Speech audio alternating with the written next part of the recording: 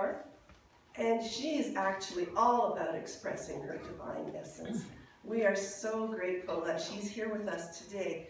For those of you that don't know her, she's known to many as the Dolphin Lady, has dolphin swimming things in Hawaii, and to others as the Wisdom Keeper. She's an author, an inspirational storyteller, a transformational coach, and an ordained minister. Through her Windows to the Soul platform, she regularly facilitates workshops and seminars, and she's facilitating a workshop this afternoon right after our potluck. And whether or not you brought food, we hope you'll all stay because it's going to be wonderful. So then she has the retreats in Hawaii, participates, commune with non-captive dolphins. Her recent book is Your Soul's Whispers, A Journey of Awakening. So I would like you all to help me welcome Hannelore.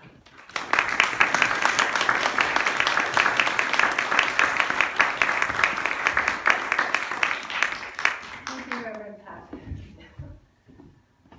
Oh, and thank you, Unity, for inviting me back. I love being back here. In fact, I'm in DeKalb Unity of White Rock. I speak there as well, and it's a beautiful, delightful place. And it's so great to see so many of my dear friends. It's been a year, almost a year since I've been back here. I can't believe how time flies. So welcome back. My topic when we looked at the theme for the month, and as I looked at what it was I was going to share, the title of what I'm going to share with you today is that we are never alone. Even though it seems like we're alone in times of turmoil and times of challenges, and when we think about what our lives are, I mean, wouldn't it be great if every single day everything was perfect? I mean, if we just experienced joy, we were always in a state of peace, we were totally in love, and we were surrounded by a community of people that totally loved and adored us, and it was just all great. Anybody ever experienced that in their life? Like all the time, every day?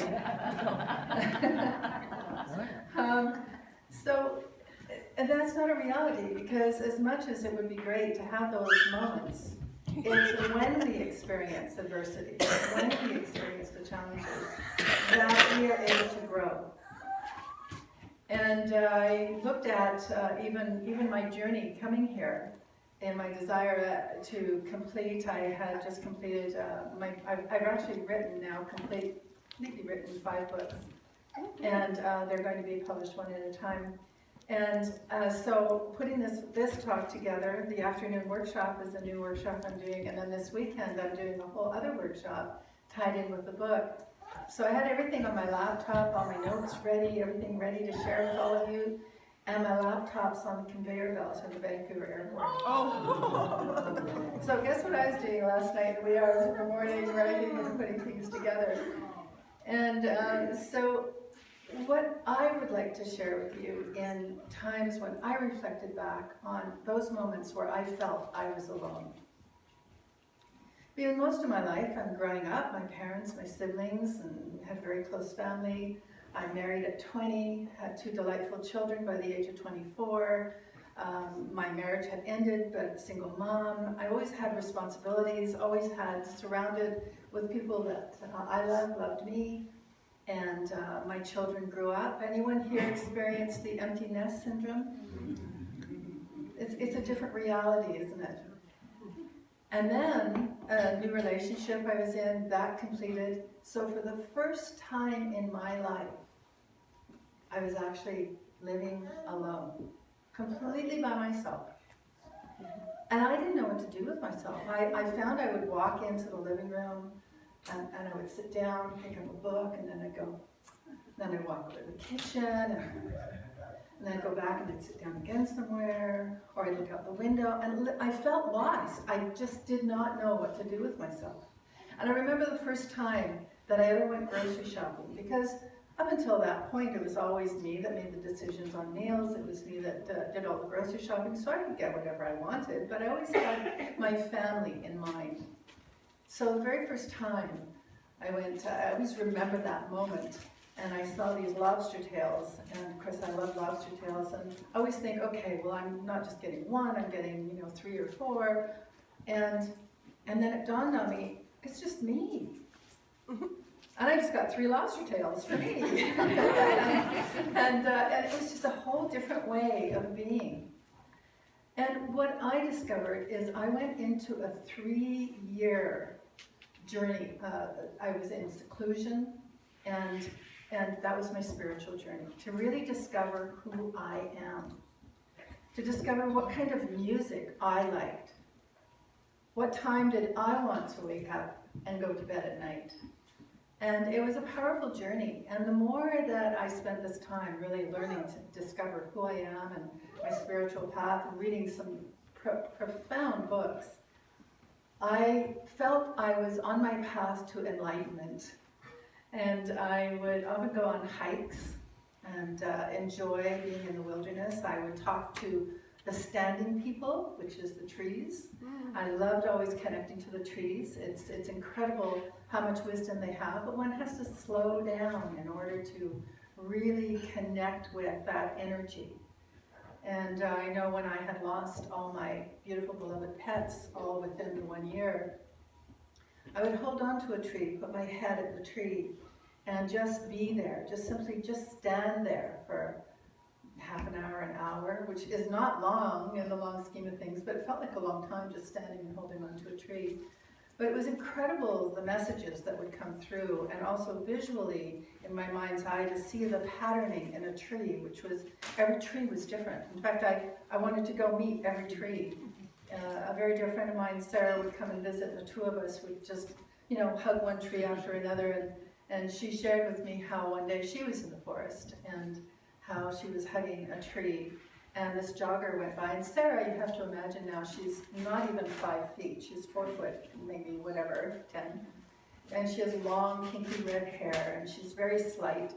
And so there she is in the forest, hugging onto a tree, and a jogger went by and saw her from the corner of her eye and screamed, which frightened Sarah. So Sarah screamed in return. And then the jogger screamed back, and then Sarah screamed back, and then the jogger said, well, you frightened me. And Sarah said, well, you frightened me. She said, well, I thought you were an elf. And Sarah said, I am. I also remember, I often would hike into the mountain, and I'd go for hours and hours into remote areas. And one of my favorite paths was a circular route which would lead me around to a river. And so with my hiking boots on, and the river was still where there was rocks you could jump across and get across the river no problem. So this day I really took an extra long time, so it was getting late. By the time I got to the river, it was flowing rather rapidly, and there was no way I was going to be able to walk through that river without getting my boots wet. And to take my boots off would be hurting my feet on the jagged rocks. I remember really being connected to Christ and doing a lot of reading on Christ's messages, the Sermon on the Mount, and I remember going, well, Christ shared with us that we can do all that he and more. And Christ could walk on water. So, and I stood there and totally connected to that divine essence, and I took 3 long strides into the water and just went sploosh, sploosh, sploosh. So clearly I wasn't quite to that frequency at that point, but it's a wonderful journey. What I've discovered that is the journey of one's life is filled with joy, and it's filled with sorrow. And to maintain a positive perspective in those times can prove incredibly challenging. Like my laptop being left on the conveyor belt in Vancouver. But those words were so true to me. When I reflected back at a moment, and I was in Hawaii, it was the day before my official retreat started. It was a full retreat. There was 16 of us, and everyone had arrived. And it was a beautiful, beautiful sunny day. It was calm, it was peaceful, everyone's in joy. The dolphins were leaping in the air, and it was just a wonderful, magical moment, and I was so looking forward to the beginning of the retreat. And then the sirens went off. And there was a tsunami warning. And now we get a lot of false warnings there in the ocean in Hawaii, but this one seemed more urgent. The date was March 11th, 2011. It was the day that the earthquake and the tsunami hit Japan, and the wave was coming right for Hawaii. Many people may not realize, but we on the big island of Hawaii, right in our bay, right in that specific spot, were hit quite badly. So everyone, I was looking for a place where I could send people to stay here, there. People actually were still arriving. They grounded all the planes. No planes were landing. My mom was actually supposed to be arriving that evening. And Walmart opened up their bathrooms and so people could come in and use the facilities. And people started rallying together, supporting each other. And at the same time, there was a lot of fear. People were really concerned, and so it was having that, bringing that calmness. Everyone had left. I made sure everyone else was okay. And there I was at the house. It was, we were anticipating the waves to hit us at about 2 or 3 in the morning. The caterer had brought all the food, so I'm like loading all that and all my belongings into my vehicle. And the police came by and said, "You have to leave." I said, "I know, just one more trip." And I went up to this house where a few of us were staying, and I was watching the news report, and it was then that I realized the extent of what Japan had gone through. And we knew that the first wave was going to hit Kauai, and so we were watching it on the news. And it bypassed. Kauai was fine. The next island that was going to be hit was Oahu, and that too was fine. Then it was Maui, and that was fine. And that's when I finally fell asleep. When I woke the next morning, I was shocked. The bay was filled with rooftops floating. The entire beach was completely filled with debris. 12 houses had completely been wiped out. I remember being in prayer, just trusting that everyone was going to be okay, and I was concerned for the donkey that was at Manini Beach at one of the houses, and I'm happy to say that donkey was still there and it was okay. A couple drove their vehicle up to one of their homes and thinking it was safe to come back, and that's when the wave was coming right at them. They had no time to turn their car around, but they managed to scramble off on their roof and they were okay. And when I saw our beautiful retreat house, the stairs were ripped off, the hot tub was out in the ocean along with 10 or 12 other hot tubs. And that joy that we experienced the day before had turned to chaos.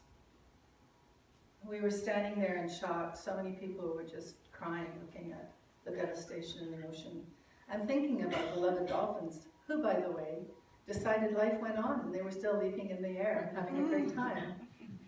And it showed me that, yes, this too shall pass. And I really asked for guidance. I asked for help because I knew that I was about to have 16 people. I spent 1.5 years before making sure I have the house rented to even find a place to be able to hold our retreat. An inner voice guided me to call a friend of mine, Michael, who has a retreat center just up the hill.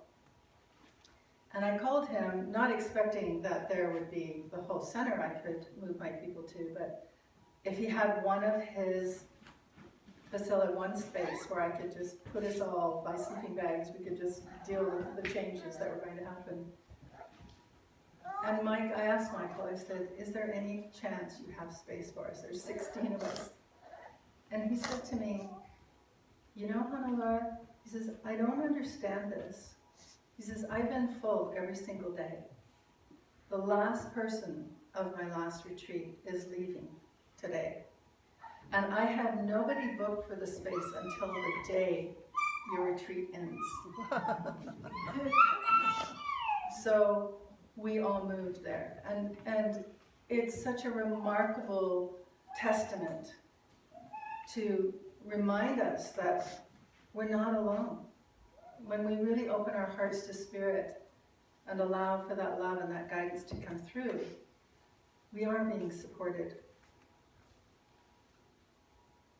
It really taught me to be able to go into trust.